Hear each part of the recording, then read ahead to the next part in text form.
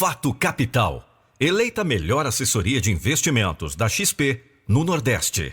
Olá, ouvinte. Meu nome é Oliver Pedroso, assessor de investimentos da Fato Capital. Hoje recebemos a Quantitas Investimentos para falar da rentabilidade do seu fundo multimercado. Olá pessoal, Rogério Braga aqui falando. Eu sou o gestor do Quantitas Multimercado Maiorca e vou falar um pouquinho sobre o mês de abril e o que a gente está vendo para frente. Primeiramente, o fundo rendeu 1,54% positivo no mês e acumula 4,12% positivo no ano. Os principais destaques de abril foram o nosso book de bolsa e também o book quantitativo, que tem uma excelente performance. Começando sobre o cenário externo, é um pouco na direção da normalidade. A gente está vendo a vacinação avançar no mundo todo, a atividade no mundo todo ter divulgações preponderantemente positivas, né? Só que a gente entende que os preços nos mercados, eles não dá para se afirmar agora que esse movimento de apreciação, de melhora de bolsa, avanço dos commodities vai se encerrar, né? É um movimento que pode continuar mais, mas a gente entende que os mercados já precificam, de certa forma, um elevado grau de normalidade e não enxerga uma simetria de risco tão positiva. Em alguns casos, até eu acho pouco atrativa a simetria de risco, principalmente naqueles setores que têm precificado um crescimento muito elevado, com múltiplos bastante elevados, né? Que tem uma sensibilidade, né, a curva de juros longa maior, né?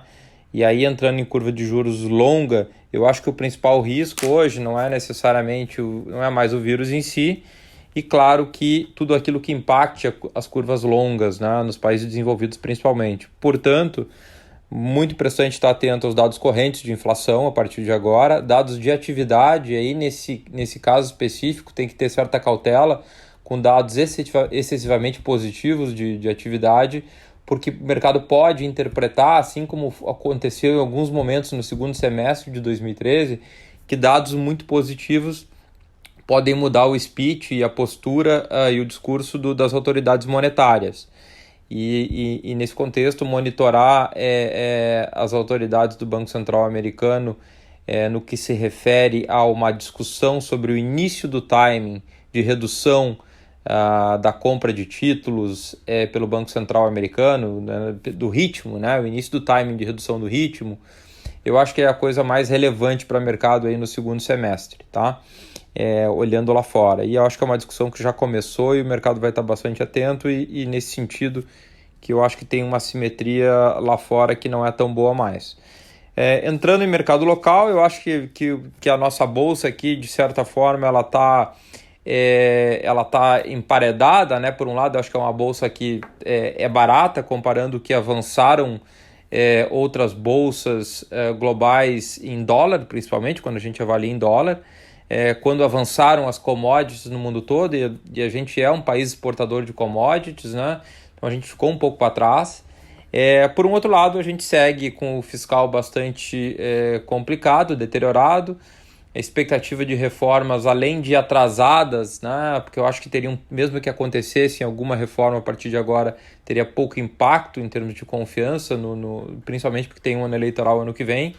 Então eu acho que tem esses dois aspectos, é uma bolsa barata, porém um quadro econômico, político e de confiança muito baixo, que eu acho que dificilmente vai permitir que ela se desloque estruturalmente para cima, né? Nosso posicionamento, a gente começou a reduzir já de forma relevante a nossa posição estrutural em commodities, já vem fazendo isso há alguns 2 ou 3 meses, e também agora estamos encerramos aí no final, zeramos parte das nossas posições táticas em varejo, né, que a gente tinha montado no período mais agudo aí da segunda onda. O mercado já começa a precificar alguma normalidade no varejo, shoppings, enfim. E ainda que tenha espaço para melhorar na nossa leitura, está na hora de fazer uma redução. Então a gente está mais leve em bolsa. Em câmbio, a gente tinha citado no mês anterior que a gente estava comprado em real, acho que a gente era uma das poucas casas aí comprado no real. Tinha posição comprada no real contra dólar e comprada no real contra moedas emergentes. A nossa cabeça era e ainda de certa forma, que o real ele deveria se beneficiar de uma postura mais rock do Banco Central e o início do ciclo de alta, né? de um técnico que estava excessivamente comprado em dólar e vendido em real, de uma balança comercial positiva em março, abril e maio, principalmente pelo lado agrícola, e de um nível de preço que na nossa avaliação está muito descontado quando a gente avalia em relação aos nossos modelos, né? O fiscal, que é sim um problema para a nossa moeda e deve permanecer como um problema e como um prêmio de risco que a nossa moeda vai demandar, é algo que está aí, ele não vai sair no curto prazo, mas a gente acha que as discussões do orçamento de alguma maneira amenizaram, né, o risco, ainda que 2022 tenha talvez alguma pressão de gastos aí que volte a pressionar a nossa moeda em algum momento.